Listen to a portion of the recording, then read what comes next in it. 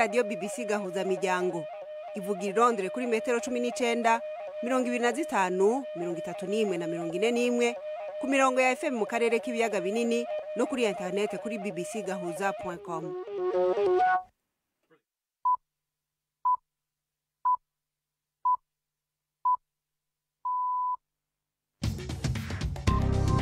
Ubu ni isaha 10 n'igice ku isaha mpuzamakungu ya GMT, isaha 12 n'igice mu Rwanda no mu Burundi. Muri kumwe na Florentine Kwizera. Ndabahaye amahoro n'ikaze mwese abakunzi ba BBC gahuza miryango. Turi ku munsi wa kabiri itariki 7 z'ukwezi kwa gatatu muri 2023. Izi ni zimwe mu ngingo zigize ikiganiro cacu. Uwahoze ari umushikiranganje wo kwivuna abansi w'u Rwanda General Marcel Gatsinzi yitavye Imana uyu munsi afise imyaka 75. Amashirahamwe ajeje gutanga ifashanyo yemeza yuko intambara zibandanya mu buseruko bwa Republika ya Demokrasi ya Kongo, naho uyu munsi wari ntarengwa ku migwi yasabwe kugira ngo ishire hasi bigwanisho. Mu Burundi umugwi ujeje ukuri no kurekuranira Sever ugiye gutanguza amakoraniro yo kumugaragaro yo kumviriza abazi ivyabaye mu 1972. Umva abo bizofasha. Abacitse kwicumu ivyabona abo barabikoze bashimye gutonda n'abaje kubyumviriza bavugira ku mugaragaro ivyo bazi ivyo babonye. Idonido ni mukanya tubafitiye ndetse n'urunana muri iki kiganiro gihagarikiwe na Mark Niyonkuru.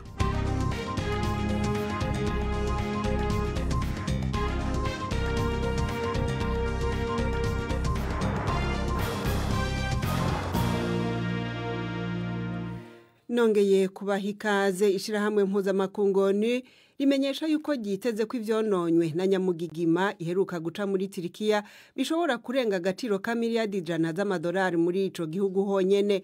Abategetsi bagabisha yuko ico gitigiri gishobora kurenga kure niyo mu gihe hazoba hamaze kongerako ibizokoreshwa mu gusanura ivyasambutse. ONU irikigerageza kwegeranya uburyo ibicicije mu guhuza abatanga ifashanyo mu ndwiza. Akamo ONU yateye ko kurondera ifashanyo yihuta kitabiriwe kugeza ku bice 10% gusa vyari ikenewe. Kuronka ifashanyo bishobora kugorana mu gihe n'ibindi bikorwa byo gufasha ONU isanzemwe hirya no hino ku isi bitaronswa amafaranga akwiye. Iyo nyamugigima yahitanye abagera ku bihumbi 52 muri Turikiya no mu buraruko bwa Syria. Leta y'Ubwongereza yashizeho itegeko rishasha ryo gupfunga vy'agateganyo no kwirukana abimukira binjiye muri ico gihugu bakoresheje amayira yo mu mazi n'amato mato. Iryo tegeko ntiryemerera abashitse ku butaka bw'Ubwongereza muri ubwo buryo gusaba ubuhunzi, ahubwo gusaba kwabo kuzosuzumwa ari uko bamaze kuvanwa muri ico gihugu. Umushikiranganje w'intwaro yo hagati Suella Braverman yabwiye inama nshingamateka yuko abantu badashobora kureka kwinjira mu Bwongereza gushika isi menye yuko kwinjira muri ico gihugu bidaciye mu mategeko bizobaviramwo gupfungwa no kwirukanwa. Yavuze yuko igisata co gutanga ubuhungiro carengewe kandi yuko inzira iteye impungenge yo kwinjira n'ubwato buto itegerezwa guhagarikwa. Abagera ku bihumbi 45 barinjiye mu Bwongereza bakoresheje ubwo bwato. Ico gitigiri kikaba cikuvye incuro 5 mu kiringo c'imyaka 2. Ivyo bihumbi 45 bakaba binjiye mu mwaka uheze honyene. Abaharanira agateka kazi na muntu bavuga yuko iryo tegeko rishasha rizotuma abantu bari impunzi nyakuri bafatwa bunyamaswa. Ibi bibaye mu gihe umushikiranganje wa mbere w'Ubwongereza Rishi Sunak yaraye avuganye n'umukuru w'u Rwanda Paul Kagame kuri uyu mugambi wo kurungika ababimukira mu Rwanda. Inkuru ya Julian Benford mishikizwa na Nina Iradukunda. Bwana Sunak yari yavuganye na Perezida w'u Rwanda Paul Kagame kubijanye n'umugambi w'Ubwongereza wo kurungika ku nguvu mu Rwanda abasaba ubuhungiro mu Bwongereza. Abo bayobozi babiri bavuze ko biyemeje kugwanya urudandazwa rw'abantu kandi ko bazokorera hamwe kugira imigambi yabo ishikweko neza. Nta mwimukira n'umwe kugeza ubu yari bwarungikwe mu Rwanda mu gihe hari ibirego muri za sentare za hano mu Bwongereza zitambamira uwo mugambi. Londres yahaye u Rwanda amahera yababa amadolari 170 azofasha mu kwitegura kwakira abazorungikwayo. Bwana Sunak yanamuganirije ku vyerekeye injyane zibandanya kwiyongera mu buseruko bwa Repubulika ya Demokarasi ya Kongo, aho ONU na Leta Zunze Ubumwe za Amerika zagiriza u Rwanda gushigikira abagwanyi ba M23, mugabo u Rwanda rukabihakana. Umugwi Severe ujejwe ukuri no kurekuriranira mu Burundi umenyesha yuko ugiye gutangura igice gishasha co kwegeranya ibimenyetso ku vyabaye mu gihe c'ubwicanyi bwo mu 1972 gashira 1973 biciye mu kumviriza abantu bafise ico bazi mu makoraniro yo ku mugaragaro. Uretse uko kumviriza intahe z'abantu mu makoraniro, ico bise audience publique, Severe itegekanya kandi n'ibiganiro mu buryo bwimbitse ifatiye kuri kimwe mu bintu vyakozwe muri ico gihe, ico yise audience thématique. Navuganye n'umukuru wa Severe Pierre Claver Ndayitariye ansobanurira uko ayo makoraniro ateganijwe azoba atunganijwe. Gishasha nuko izo nama zihuriramwo abantu benshi zitwa audience publique, ni inama zizofasha abacitse kw'icumu ivyabona, abo barabikoze bashimye gutonda n'abaje kubyumviriza bavugira ku mugaragaro ivyo bazi, ivyo babonye. Ico nico gishasha kandi kirategekanijwe n'ibwirizwa umugwi Severe ukoresha. None ntibishobora kubangamira nk'abantu bafise impungenge z'umutekano wabo kubera ivyo bazi? Mu Burundi ni igihugu abantu benshi batazi, tumaze imyaka 4 dukora, nta muntu n'umwe arabangamirwa kubera yatanze inkuru, nta muntu n'umwe arabangamirwa kubera yakoze ibibi. Turaganira n'abarongoye intara, turabimenyesha inzego zirongoye amakomine umutekano. Tuzoja mu gihugu tumaze kubisigura, bamaze kubyumva kandi bashigikira ingene bigenda. Nta ngorane ziriho mu Burundi kuko abarundi binjiye mu rugendo rwo kurondera ukuri kubafasha kwinjira mu gikorwa cyo kunwanisha abarundi bose atanumwe ashizwe impande. Ni igikorwa kizotangura ryari, kizomara igihe kingana iki? Iri yinga turiko turavugana twatanguye kuja kuramutsa ababuramatari tubasigurira ingene ico gikorwa kizogenda. Tumaze kubibwira ababuramatari, tubibwira n'abandi bategetsi, tuzogira ico bita umwimenyerezo, gupima ubwa mbere turabe ingene bigenda. Tuvuye gupima ubwa mbere audience pilote, dushaka tugaruka ku biro tukaraba tuti byagenze gute, babyakiriye gute, twebwe nyene mu mugwi twigenjeje gute, kuko turicara imbere y'abanyagihugu tukabumviriza. Bizoba mu gihugu cose icarimwe canke hari aho muteganya guhera? Dufise imigwi 3 tuzokoresha. Iyo migwi 3 kirazira yuko iri mu ikomine iyi ntara, uwo mugwi wundi uja mu ikomine y'iyo ntara nyene. Dufise umugambi wo gutangurira muri province ya Ruyigi, nicyo tuza gusigurira aburamatari hirya y'ejo. Pierre Claver Ndayicariye, umukuru w'umugwi Severe, dushikanye ku isaha 1:22 mu karere k'ibiyaga binini. BBC gahuza miryango i Bukavu ni kuri FM 102.2. Twerekeze mu buseruko bwa Repubulika ya Demokarasi ya Kongo, aho umugwi witwa ibigwanisho M23 ugwana muri ako karere uvuga yuko wahagaritse intambara kuva isaha 6 z'umurango kuri uyu wa kabiri, ariko ukavuga yuko ugumana uburenganzira bwo kwivuna na burya wemeza yuko wama uri kurategwa n'ingabo za leta n'abazifasha. Umuvugizi wa M23 avuga ko nuno munsi bazindutse bategwa amabombe. Uruhande rwa leta nago rukavuga yuko M23 ariyo yama yagavye ahubwo ibitero. Reka iyi nkuru tuyibaze Primendi ku magenge ari Nairobi. Mwitangazo wasohoye gato inyuma y'isaha 6 z'umutaga, ari naho wemeza ko watanguriye guhagarika intambara, umugwi M23 avuga yuko uzokwitaba ibindi biganiro byo kurondera inyishu zo kurangiza iyo ntambara imaze gutesha izabo abantu ibihumbi n'ibihumbi mu mwaka uheze intambara isubiye kwaduka. M23 yatangaje ko ihagaritse intambara mu gihe intumwa zayo zaheruka i Rwanda kubonana n'umukuru wa Angola Joao Lourenço ari nawe ishirahamwe rya Afrika ryari ryashinze gusigurira uwo mugwi ibijanye n'ingingo hamwe n'ikirangaminsi byo guhagarika intambara.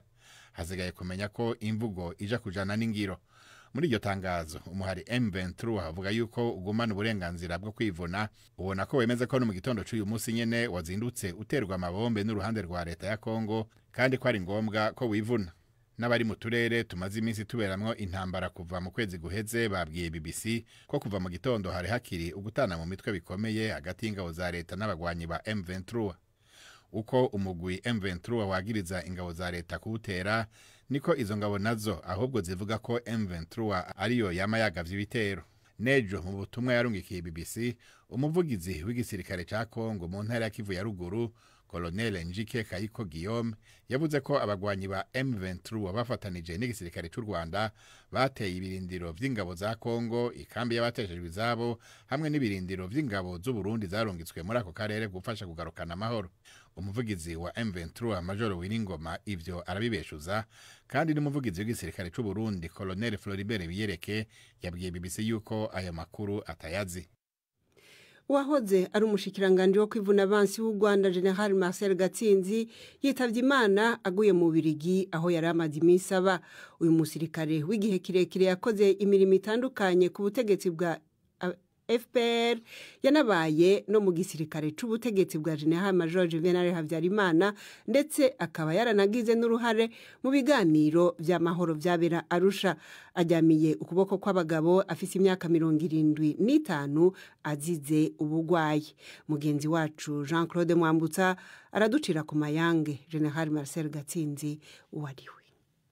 General Marcel Gatsinzi wari gujuje imyaka 75 y'amavuko, yavukiye mu mujyi wa Kigali mu mwaka w'1948. Ubuzima bwe bwa gisirikare bwatangiye mu mwaka w'1968 ubwo yararangije amashuri yisumbuye mu ishuri rya Mutagatifu Andrea i Nyamirambo mu mujyi wa Kigali. Yize mu ishuri ry'intambara ryo mu Bubiligi hagati y'umwaka w'1974 n'1976. Yakurikijeho ubuzima mu gisirikare cy'ubutegetsi bwa General Habyarimana mbere yuko uyicwa mu mwaka w'1994.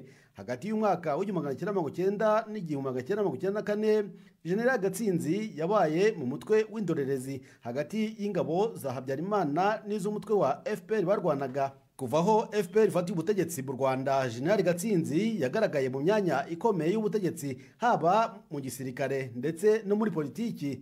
Mu mwaka w'1995 General Gatsinzi yabaye umugaba wungirije w'igisirikare cya leta nshya yari imaze gushingwa mu Rwanda hagati y'umwaka w'1997 n'2000.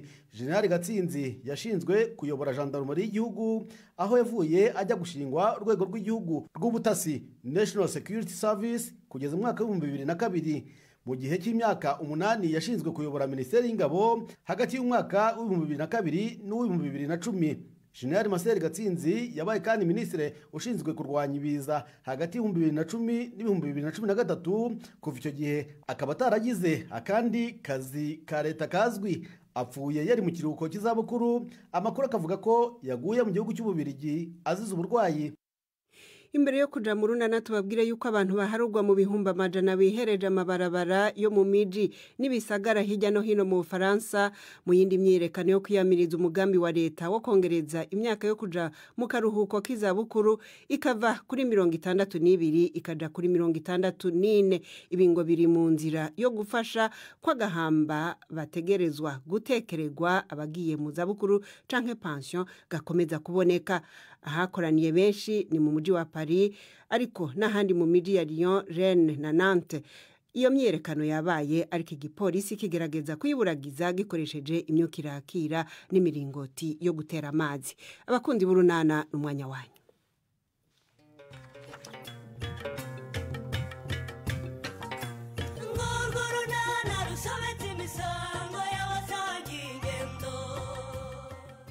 Agnes ngo bigeze ashobora guhunga umuryango we. Afite ikihe kibazo? Honorine wazindukiye kwa Nyirabazungu. Aragenzwa n'amahoro se? N'urunana. Yewe, uzikwagira ngo urerekwa. Nukuri nta kindi kinkuye mu rugo uretse igikoma. Igikoma? Nawe ntukanshengeho Honorine. igikoma sabwiye ni iki ko twagitetse? sinzi uko nabisobanura pe gusa wumve ko nari ndyamye nkumva impumuro y'igikoma ndi mu buriri impita numva rwose ndagishatse cyane nkumva umwuka ugiye kumperana niko kwitanza hano.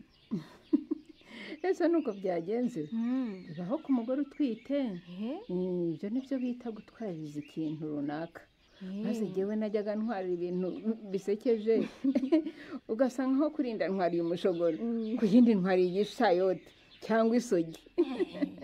isogi n'ukuntu irura ubwo si umwana aho yahereye atetse igikoma ubu ntikirashya koko kiryoshya gite ubuki igikoma twashyizemo n'amata kandi burya aba meza cyane ku mugore utwite ndetse n'uwonsa. ahubwo se ko ntakubajije ubwo narame niba ari utetse igikoma ntiyakererewe kujya kwiga.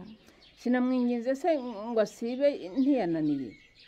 niko nara narame yewe nara niko iki gikoma wakizanye koko tukakinywa. iki cyaye nimusigaramo nkagiye ngiye koga njye kwiga. n'ubundi se ko mbona wakererewe cyane wasibye ukamfasha uturimo twa hano ntuzaba ujya kwiga ejo nara? ntabwo nasiba kandi uyu munsi dufite ibizamini by'isuzumabumenyi. none se nimugoroba sinumvise umbwira ngo wabuze umwanya wo gusubira mu bitabo aho kugira ngo ubone zero ntiwabyihorera? oya nyogoko mwarimu yazamana ntagiye gukora ayo masuzumabumenyi. ubwo rero niba ugiye ubitsinde ntabwo nshaka umwana uba uwanyuma ngo njye ngera mu bandi babyeyi nibavuga ko abana babo babaye aba mbere ngo nanjye nirate ko wakuruye ikirizo. urumva?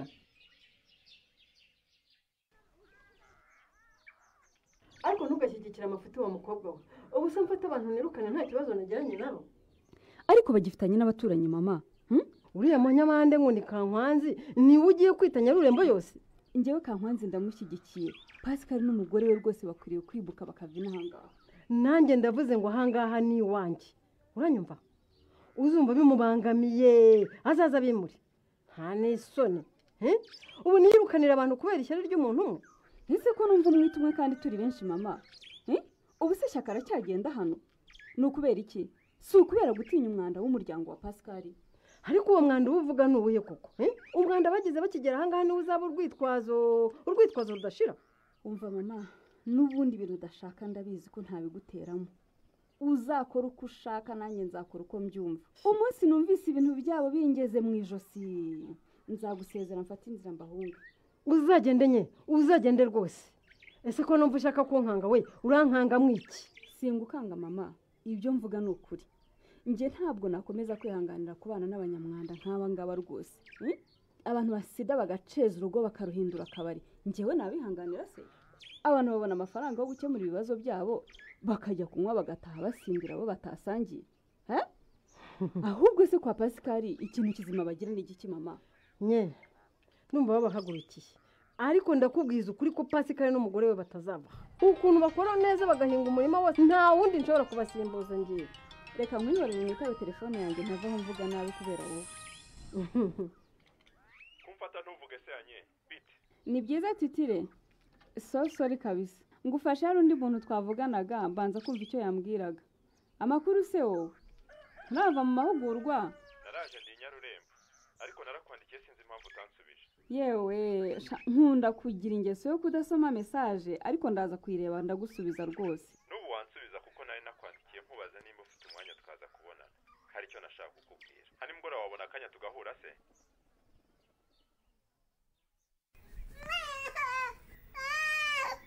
ubu mwana arezwa n'iki mukobwa ja? wamuhaye ibera agacururuka? ndarimo hase ndiho cyangwa amashereka yarimo arakureba buri icyo akuramo niyo mpamvu arira ahubwo amuterura umushyire bakuru bareke gukomeza kunywa. oya yewe nk'umwana ibera umukobwa ja? ntabwo natwara umwana urira gutya. ntabwo ndiho Pascal ndumva nta kigenda rwose. n'amaguru se ntagenda? sinkakubwire ko mbabara ngo nzane inzenya zawe Pascal. reba uko ariho wagira ngo nimbe bayaguye mu gacuma. ariko nk'ubura ntukiri iki muri iki gitondo wa mugore? ubundi se umeze ute? ndumva ameze nabi nta mbaraga mfite nacitse intege cyane ndumva afite n'agasesemi ndetse. ese twavuga ko warwaye ikimwuka byaramo? twavuga iki ko nta mvura iherutse kunyagira ngo ndarwara malariya nkaba nta bijumba n'imishogo narariye ngo byanteye inzoka ubwo naba narwaye iki koko? ni ikibazo nyine cyangwa haba hari umuntu utadushaka ini Nyarurembo akaba ari we wadutangiye. yabura se iminsi tumaze inaha ntubona ko twagwije abanzi ngaho abatugendaho ngo twabateje umwanda abasakuza ngo twabatwariye ibiraka urumva twabura utadushaka. urakoze cyane mukobwa ja umpumuye amaso ibi nta n'undi ubiri inyuma atari Kankwanzi niwe rwose nta wundi ntwiri gutekereza n'undi. kuki atabanyesi se ko nawe atigeze twishimira n'umunsi umwe kuva twagera hano? oya Anyesi we ntabwo ibyo ngibyo yabivamo ni umwana muto ibyo kuroga ntiyabimenya kereka bifashijwemo na nyina kandi uriya mukecuru kuva twamuhingira umubyizi wa mbere twahise tumwiyegurira nta n'uwatuvuga nabi yumva. cyakora koko ni ruriya rugore ngo ni Kankwanzi yo gakanzwa n'iminsi. kuba wewe niwe ijana ku rindi rwose ntiwirirwe unakeka n'undi n'ukuntu urureberega bigaragara ko ari amaso ari ay'umurozi none se kuki ufashwe n'uburwayi budasobanutse aho dutangiriye kugongana nawe? buriya arashaka kunyikiza ngo asigare akora akazi wenyine. arabeshya rero Pascal ntabwo anzi ngewe si ndi umwana ahubwo nareba nabi ndamutanga. banza ujye kwa Sorina urebe ko wahahinguka hamara ubundi turaza kureba uko twabigenza. hariya hantu ko ari haninira buriya nahahinga umubyizi umwe nkahamara. none kubona ameze nabi ntari bubashe kuza ngo tujyane uragira ngo bigende gute? urashaka ko tubireka se Sorina akatwita ababeshyi kandi twaramwijeje ko turi abahinzi ba mbere ku musozi?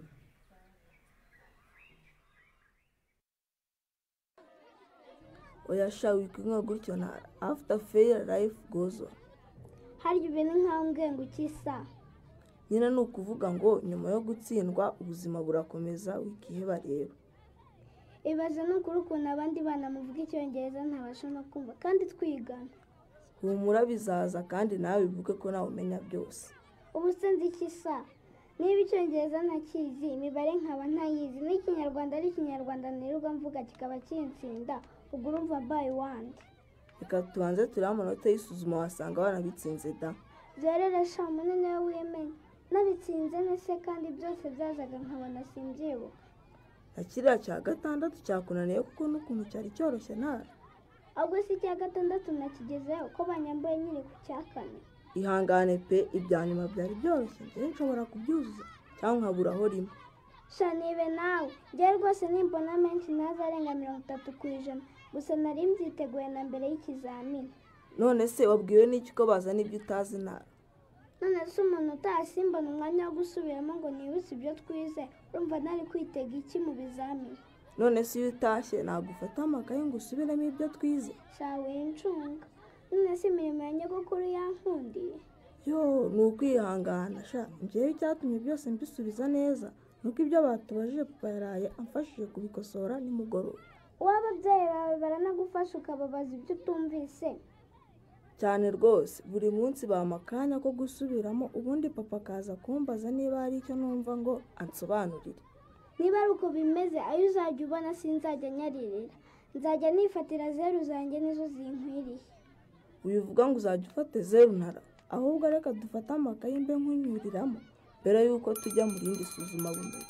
umva bahise basubira utanyeretse n'ikibazo kimwe byiza ushobora kuza kutubaza. ubu se noneho ndasubiza iki koko? ndongera mbone 0 nk'iyo maze kubona.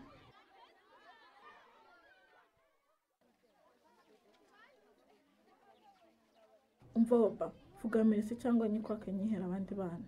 aka konyine niko mpaye koko kere. erega nawe ugomba kuyishimira kuko ntacyo wayikoreye ni ubugiraneza bwanjye bwatumye nyikugurira. biswi mwikire none washaka ngurira ipaki? nyine wenda ntibipaki ariko ntinabimwe ariko ibaze kwigurira inkweto nshyashya ntiukangurira biswi. none se ko inkweto arizo nari nkeneye kandi amafaranga akaba yarashize nari kureka kugura inkweto zanjye kugira ngo nsagure amafaranga yo kukugurira? umva ko beshya ngo yarashize mbese kandi wayarundiye kuri konti yo muri banki. ariko uri kunda wa muhungu ubwo rero wagiraga ngo reko iyo nari nizigamye kugira ngo ugure biswi nyinshi. ese kuki wocyarana na musaza wawe kire? yesu we uratukanze kane uturutse ko tutari twakubonye. hano harimo akantu kameze nk'agakorosi rero iyo umuntu aturutse iriya rwose dushobora kumubona. nje numva mucyocyorana ndavuga ni se ntuke na Obama babaye ikira. sha uzi ukuntu kere ari umugome gute? ibaza umuntu muvukana wigurira inkweto nziza agafata amafaranga akayashyira kuri banki ariko yarangiza akakugurira biswi imwe yonyine. none se si amafaranga yavuye mu nkoko zanjye wumva ko ari ay'iwacu baduha yoba? ibaze kane urashaka ko amafaranga ntizigamye kuri konti yanjye nyakuraho nkamugurira ibintu byiza wumva ibyo ntibishoboka. Nese koko Obama aravugisha ukuri ufite konti muri banki? Iyi ntabwo abeshya narayifunguje rwose hari amafaranga make maze gushira. Okay, ubwo uravugisha ukuri cyane nukunshitura. None se nitwigeze kubiganiraho n'ubundi mubwira ngo Imana nimo mugisha inkoko zanjye zikororoka zagera ku bintu byinshi. Inkweto se singiza zifite kererega amaze kuhumukira abantu batabikeka. Kumana mva rero mbabwiza ukuri nanjye mungiye gufunguza konti pe. Use niba kera yifite ari umunyeshuri ngewe unabuzwa n'iki kwigira kandi nkorera amafaranga. Niba ushaka no korora inkoko rwose uzaze kerera kugira inama amaze kubimenya. Nshobora no kutorora inkoko ngewe nyine nkurura ihene cyangwa ingurube. Erega niba intego jya wiha intego nini kuko byose birashoboka. Kuki utatekereza korora inka? Hakubundi kubera iki nakiha intego yo korora inka kandi nayo ishoboka? Kandi rwose mbonye inka naba natomboye pe. Ibaza imaze kubyara igatangira kuma amata yo kunywa mu rugo ndetse no kugurisha nk'ikinura. Umugambi ni uwo ahubwo se uzajya kwifunguza ryari?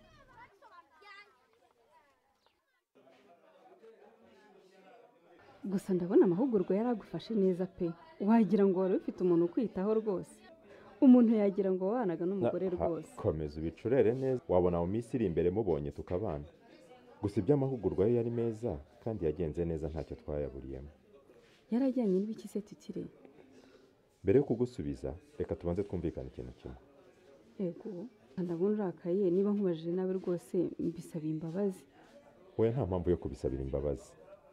Nagira ngo nkubwire ko Titirere namusize ku kigo nderabuzima. Hano uri kumwe na Christian. Mbese ntabwo ushaka ko nguhamagara mu byohero byawe? Hari aho bikora naho bidakora. Niba turi ku kigo nderabuzima wampamagara Titirere. Ariko niba turi ahantu nk'aha cyangwa ahandi hose muri gahunda zacu mba ndi Christian. Okay, ntacyo bitwaye. Ubwo nzajya nkwita Chris. Okay. Aho nanjye nzajya nkwitaba ngo Karamagi. Impamo ya Mungu. Naho amahugurwa yo yarayabatitirere ku bijyanye no kwita ku buzima bw'abatugana.